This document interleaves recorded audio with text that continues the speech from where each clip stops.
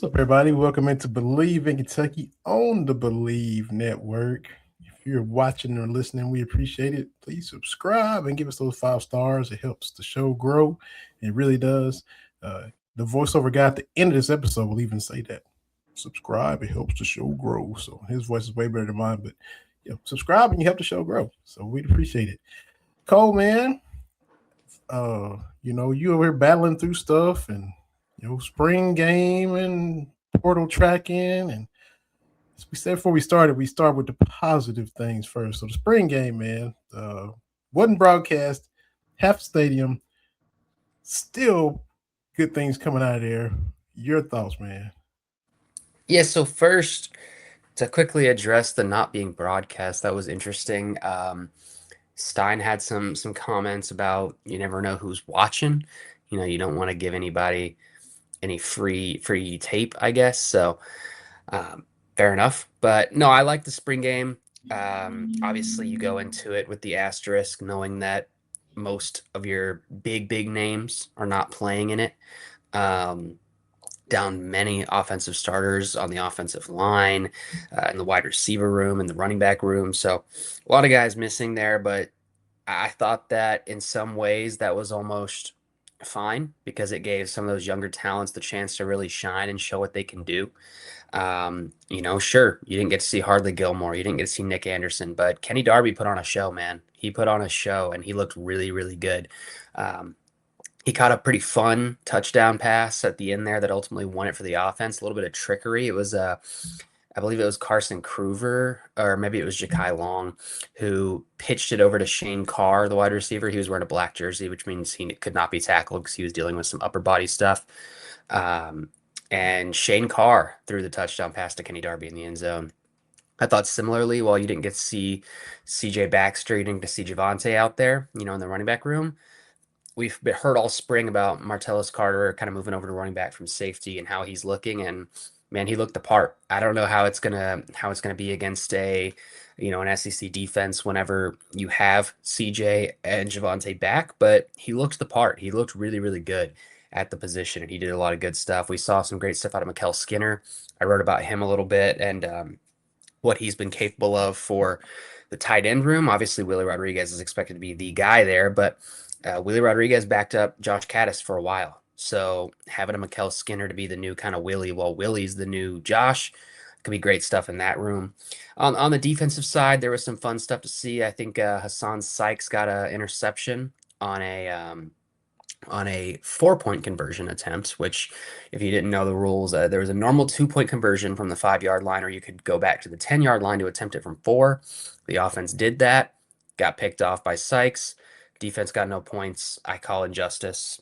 I want this Stein to stay on the full program until the end of the season, that the defense was not given their points for that interception on the 4-point play. But regardless, great play there. One moment that really stuck out to me that I highlighted, I spoke with Ty Bryant a bit after, and he also agreed. There was a moment, I think it was Martellus, who was doing a run. He broke through the line, he broke contact, and then Antoine Smith met him. Open field, one-on-one, clean tackle, and Antoine hopped up, and he was hyped, man. He was hyped up, and he was celebrating that tackle and running over the sideline. His teammates were patting him on the helmet, and I just, that if you played football, especially on the defensive side, that means something to me, man. I like that it's spring ball. You could say we're not really doing our best tackling right now. It is what it is.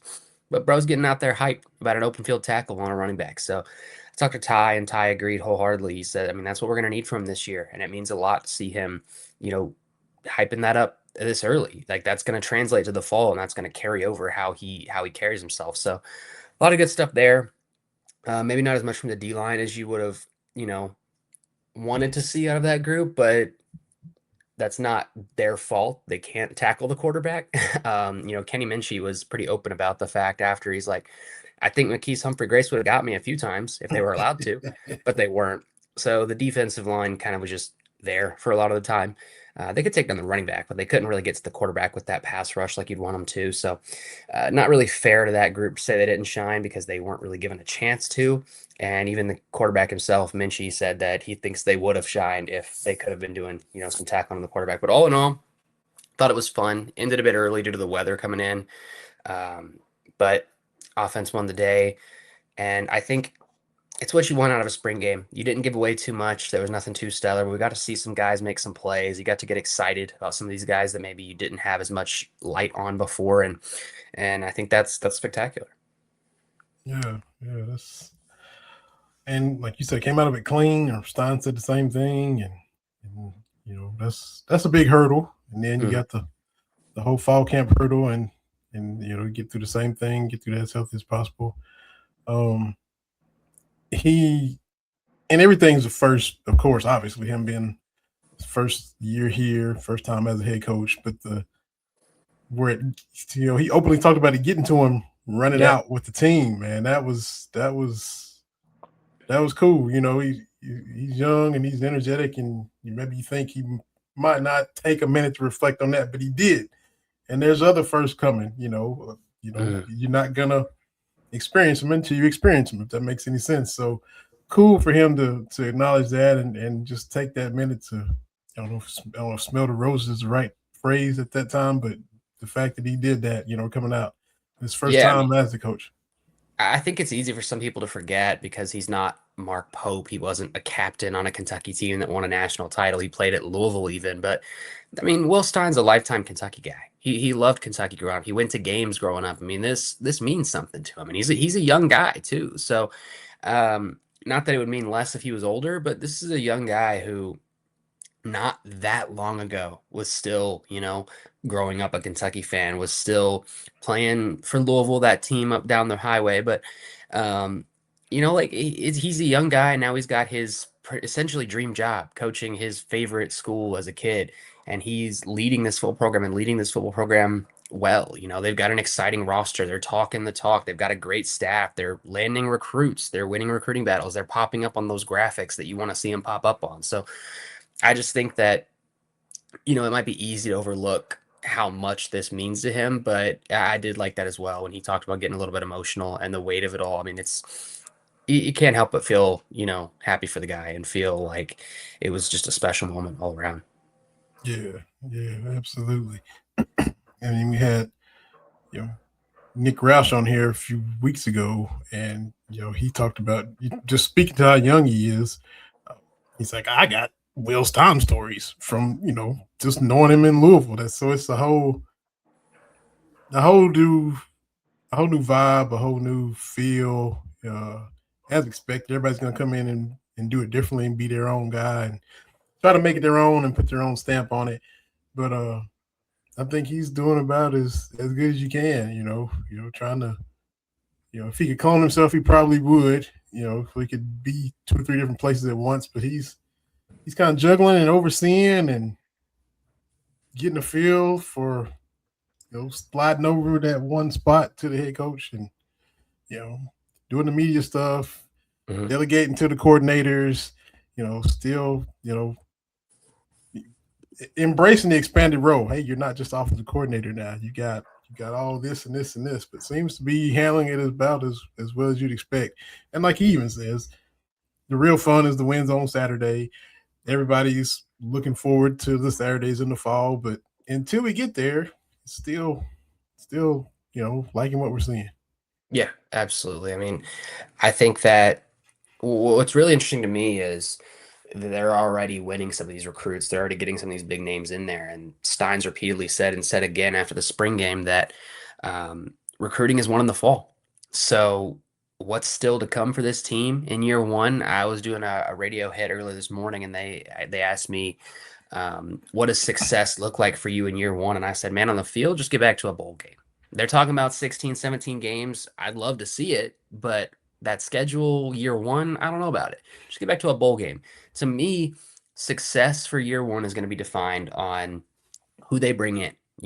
What names are you landing? How are you laying the foundation for your program going forward? And so far, building off the foundation they're laying now, I have no complaints about anything the football team is doing, about the way they're hosting visits, about the way their players are talking, the way their coaches are talking, the way they're taking things in practice, the way they're handling the spring game. I mean, football. I wrote a column for our last print edition of the Cat's Paws, which is not online at the moment, but it's going to be in our new print edition. Just saying, like, man, you think Kentucky basketball, you think Kentucky in general, this time of year, like, yeah, there's still a lot of transfer portal talk, and we're going to get to that. But For so long, even under Mark Stoops at times, while there were some good years, it was easy to say, hey, it's late April. I'm not worried about football. It's easy to say, it might be spring football, but like, ah, I'll pay attention in the fall. They're demanding your attention right now.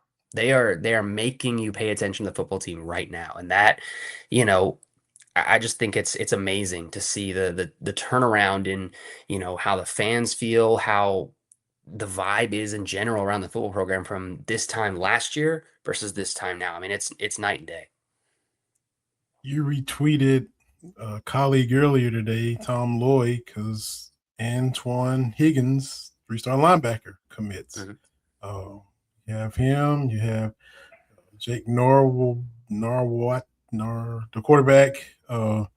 Like you mentioned, you like how just he's putting this roster together, and these are just a few examples, of that very thing. So Yeah, I mean, just exciting things in the horizon for Kentucky football. I really think that wholeheartedly that there's no reason not to be excited about the prospect of what Kentucky football can be right now.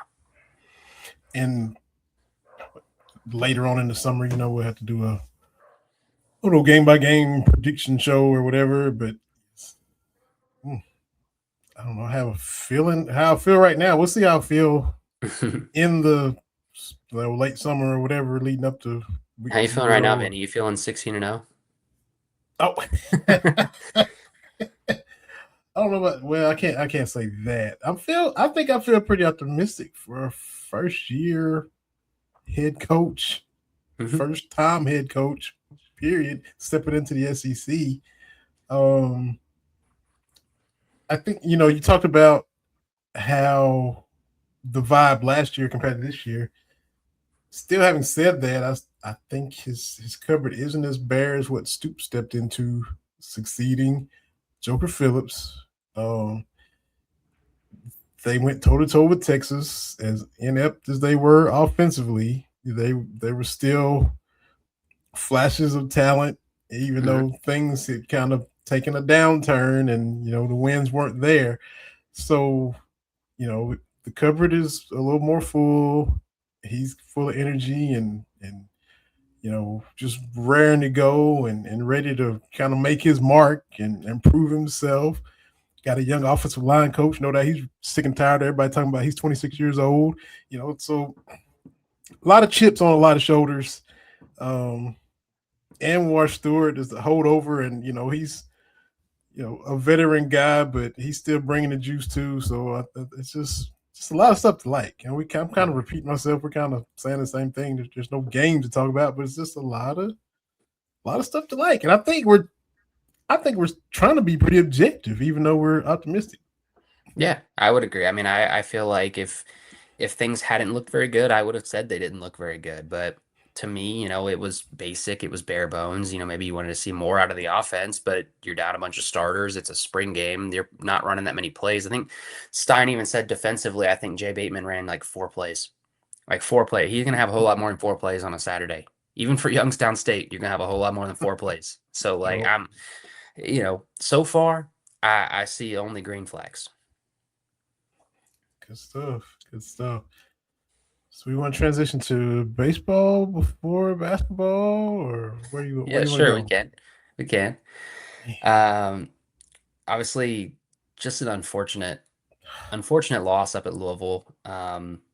I I think Nick Mingione would agree with the assessment. You're not going to win a baseball game playing that way. You're just not. I mean, I know the runs looked nice, but the amount of errors they had, the amount of mistakes they made, you're not going to win a baseball game playing like that. And it comes after a tough weekend series where you had the stellar, and I mean stellar way that you started that series with the walk-off grand salami from Braxton Van Cleve. Mind you, Man. batting like 0.81 before that. But Yes. he got possessed by the ghost Oh. of Babe Ruth for a second there, and he hit a walk-off grand slam, and that was stellar. Oh And then man. they tried to do something similar in game two, and then just kind of lost it. The comeback was gone, and then the comeback was on, and then it wasn't. And then game three just didn't go your way, so you lose another SEC series, and it's looking rough. I mean, they've obviously had some concerns in places they didn't want to have concerns, even against Vandy. Your starting pitcher on Sunday did not play. Yeah. Harris was not able to go. So there was a lot of reasons that these things happened. They burned a bunch of bullpen arms on Saturday as well. Kind of with the bullpen game there with Ben Cleaver not getting the start. So, it is what it is. I still think that they're fine as far as being a tournament team goes. That's not really a concern to me at this point in time, but it is definitely more frustrating than maybe you would have wanted it to be going into the Yeah. season, especially what the expectations were going into the season. But all in all, just for me, it's a lot of frustrating results, but nothing I'm really going to overreact to. And if anything, just put a spotlight on Braxton Van Cleve for powering through, batting 0.81 or something like that. And that's tough, man. And I think that as fans and reporters, sometimes it's easy to get so caught up on when someone's not playing well and be like, man, that guy stinks. He should not be playing. But it probably sucks to be that guy too, man. It probably sucks to be up there batting 0.81. He's probably not thrilled about that. He didn't Mhm. come here planning to bat under 100. He didn't come out here planning to not get those hits. So I imagine he was feeling some of the weight of that moment at the same way that, as soon as he comes in, everyone's like, uh-oh. I'm sure he might have Yeah. been his head been a little bit like, I gotta prove something here. Like I'm a little bit, I don't know, but he hit that grand slam to win it all. And even if they've lost 3 straight since then, that was a special moment that should not be forgotten anytime soon. Yeah, that was as Hollywood as you can get, man. Just to come in and just turn on one like that, man. Yeah, I mean, he steps up into the batter's box with his batting average. You're thinking, man, just please get a walk. Just please walk in a run. And then he hits it over the wall. I mean, man, what a moment. What a moment. You can't undersell that moment enough. Or you can't undersell that moment at all, period. You can't oversell it enough because it was spectacular. Yeah. So down to South Carolina for a weekend series in Columbia against the Gamecocks. Not sure if they get a midweek or not, but Tennessee comes back the following weekend, the first They weekend in have no May. more midweeks until Northern Kentucky on May 12th, which would not shock me if that game gets canceled, but we'll see. Okay. So South Carolina on the road.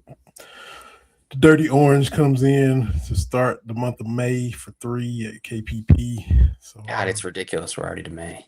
yeah, yeah. So Ugh. flying, man, flying.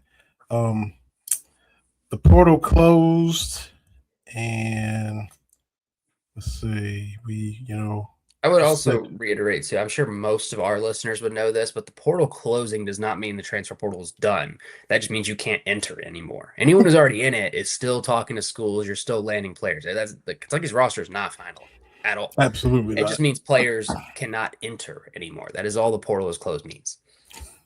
And So we'll look up next year, and there will still be players that never found a new home and will still be in the portal. So yeah, it's an inevitability that happens every year. But anyone who's already in the portal, they're free to stay there. They're free to talk to schools. Schools are still landing recruits to this day. They will tomorrow. They will the day after that. They will a week from now. It's all. It doesn't mean anything's necessarily slowing down. It just means you're not going to see new names going in. Obviously, we got the final question mark for Kentucky on the day of when Braden Hawthorne officially announced his return. Made him sweat for it a little bit, but he announced his return. So by the time the portal closed, Kentucky knew what all of its players' decisions were, um, and he brought a buddy with him. You got his brother Zion coming in the yeah. program as well, so you got another commitment there. Um, and now it's just landing the rest of the players you can that are already in the portal. So we'll see. Rob Wright last time did not happen. Then everybody kind of set their sights on Donnie Freeman and Sebastian Ranchik, who went to St. Florida John's and State. Florida State, respectively. So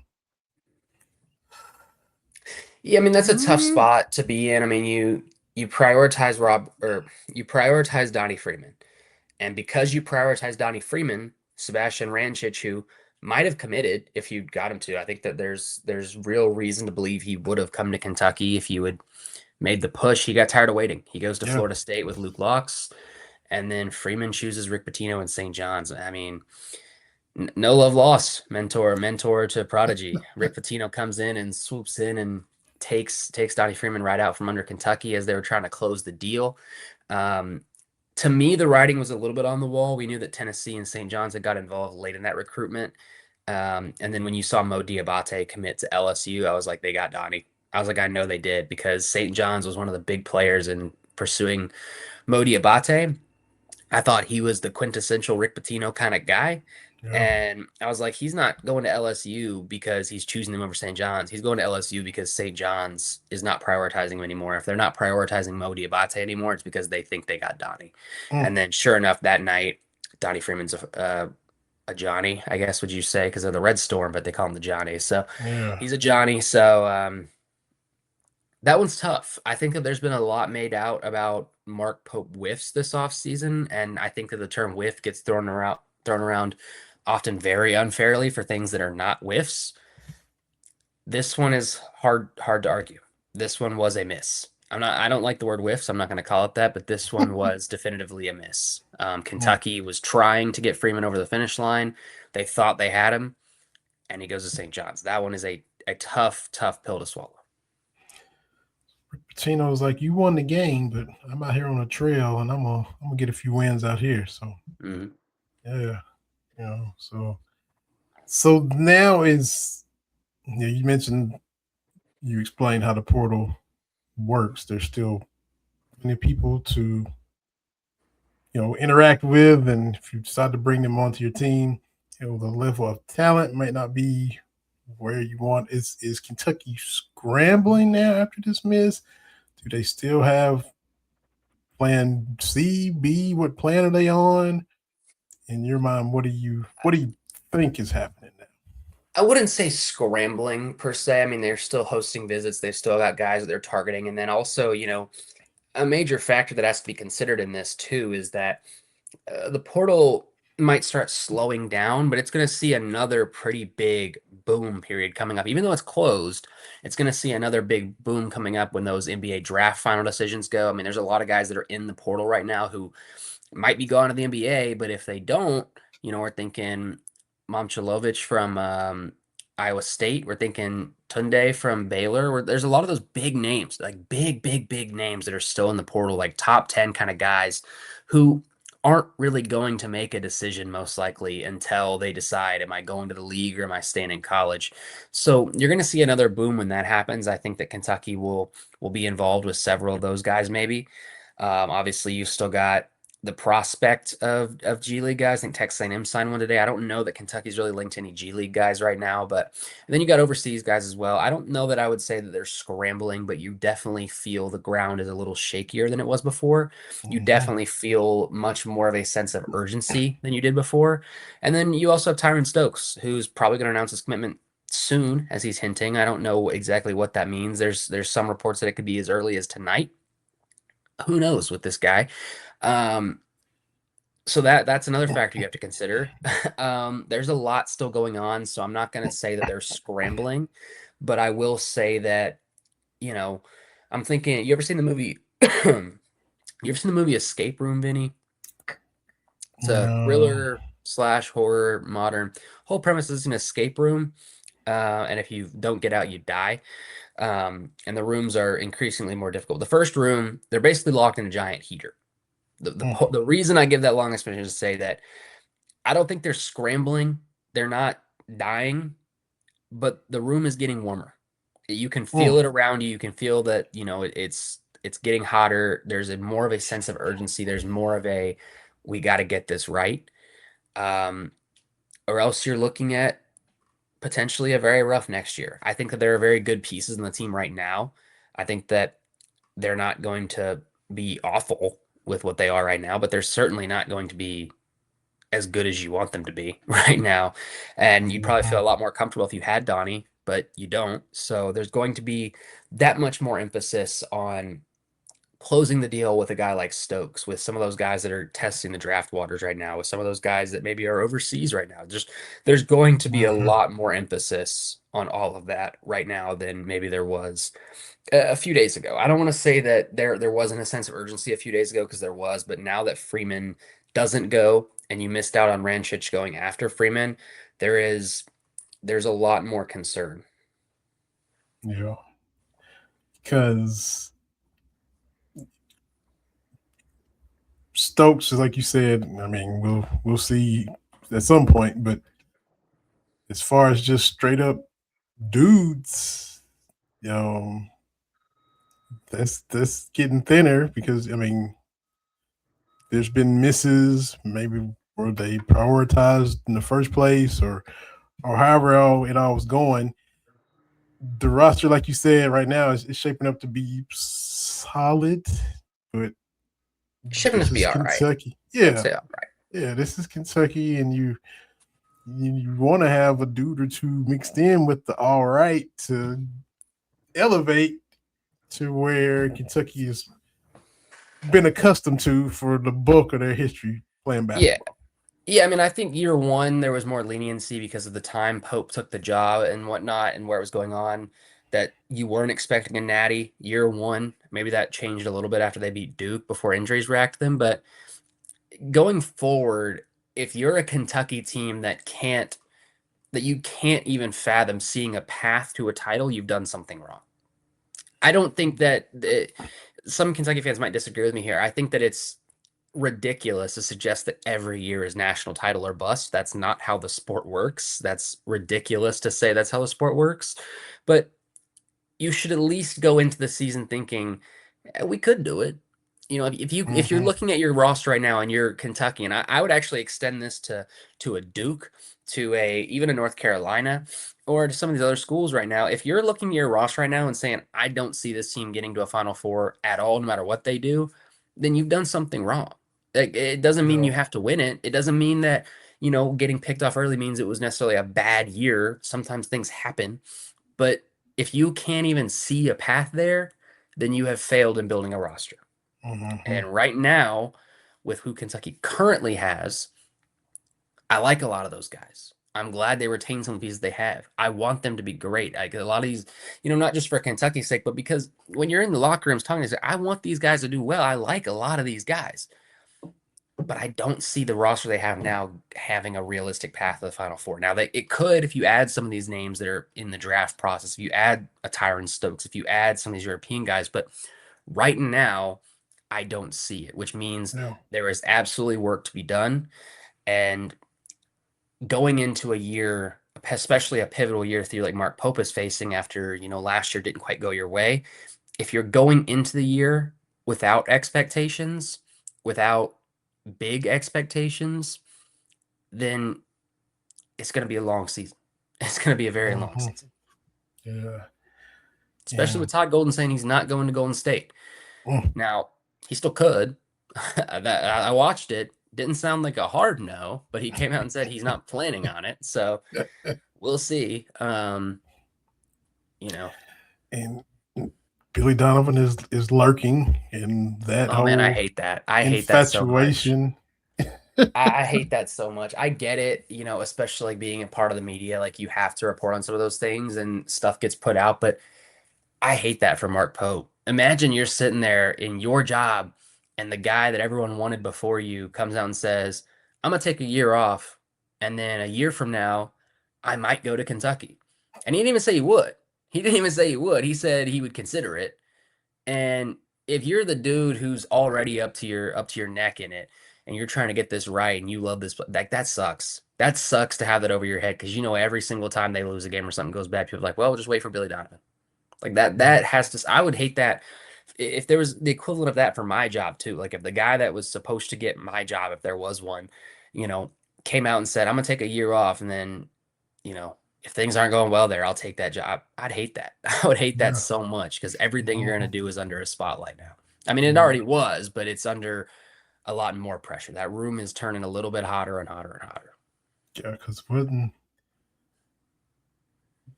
I mean North Carolina no doubt would have probably tried to holler at him had he Hmm. made this move sooner, and now that Yeah, Michael Malone. yeah, and My buddy's a big Nuggets fan. He's loving it. So. oh okay, Nuggets and Tar Heels fan. No, no, no, no, no, just Nuggets fan. But he Hmm. says he thinks it's a great hire. I was like, he's never coached in college. He's like, I don't care. He's a great coach. I was like, all right, we'll see how it goes. I'm curious to see as well. I mean, I guess he's got him a few. He's got some better portal pieces than us so far. I mean, I so mean, ignoring the obvious Nikola Jokic factor, he won the Denver Nuggets a championship, so he's got to be doing something right, you know. I mean, yeah. that's a tall ask. I mean, he's a big Nuggets fan, and he was talking about, all this stuff. And I get it. You got Jokic. There's always a factor. But I was like, man, you saw a Nuggets title. I don't ever want to hear you say like we got to win one or two more before Jokic retires, bro. You're lucky you saw one. Period. Like, I get it. I'm a Celtics fan. Like, I can be a little pretentious about it sometimes, but you are a Denver Nuggets fan. Just be glad you won one and hope for the best, bro. Like, there ain't no more. It's a failure if we don't win one or two more with Jokic, man. It's the Denver Nuggets. Like, you won one. Take your crown and hope for the best. Man, I see you, and well, I see you got your green on, so you're not. Yeah, even though it's you let them. Philly just came and stole one, though. I mean, Gotta rep it anyway. I ooh. would I would have felt hollow wearing a Bruins jersey instead of a Celtics jersey. Hmm. Also, they're doing renovations on the AC right now, so we don't have any AC in the apartment, so it's also hot, and I don't want to wear a hockey jersey. But no, I mean, I'm gonna rep both Bruins and the Celtics and the Red Sox if they get it together. But no, I'm kidding. I'll rep the Red Sox regardless. But not a great start to the Yankee series. Not great. Mm. But regardless, no, 76ers, they stole one. All right, they got one, Vinny. But they remember who Big Bro is. They remember who Big Bro is. There's a really funny tweet I saw. It was someone who was at the 76ers game when they were winning, and in the I think it was in the play-in tournament, and they won one of the game. They won their game, and fans started chanting, "We want Boston." They were like, there was a whole section of Philly fans saying, "No, we don't. No, don't say that. Don't put that out there." Yeah, uh, exactly. so they know who Big Bro is. They gonna fall in line. We just had to give them one. It would have felt really mean, Vinny. It would have felt really mean. I would have felt a little bit of pity if we had swept them. Mm. So we had to give them one. They stole one. That's all right. Celtics in five. Bruins, they did something similar. They let the Sabres come in and just completely steal game one of that series, and they kind of put them back in their place game two. So Bruins in five. We're gonna say Celtics and Bruins in five. Red Sox, they're gonna be 500 by July. Trust me, they're Mm. gonna be 500 by Ooh, July. okay, there you go. The You 500 could, Red Sox will come back. you could be I will right. proudly embrace the Boston Mid Sox.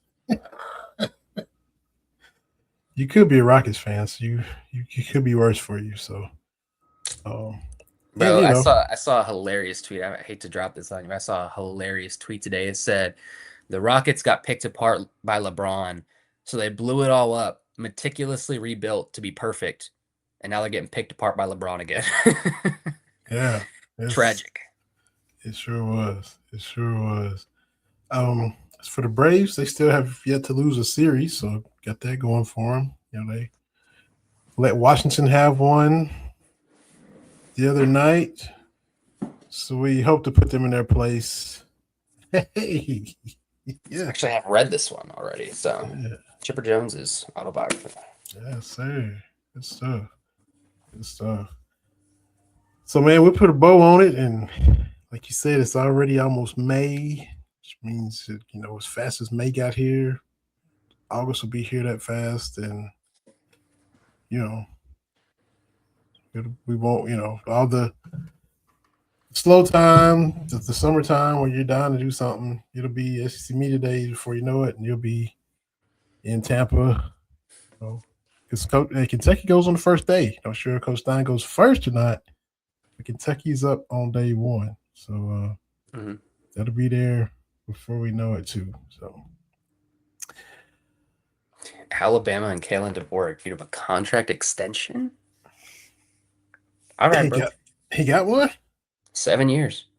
Mm, All right, bro. mm. All right.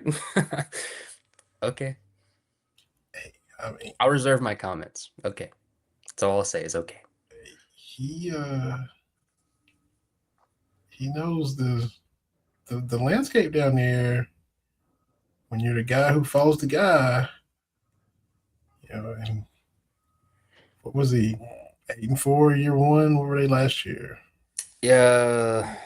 Though they finished with 4. I think they were 9-4 because they lost 3 Yeah. regular season games, got in and lost in the playoffs to Indiana. That was Mhm. belt, unfortunately for them. So It sure in was. Indiana did not take any prisoners. No, they did not. So it's we talk about year 3 for Mark Pope. The Boers in the same boat.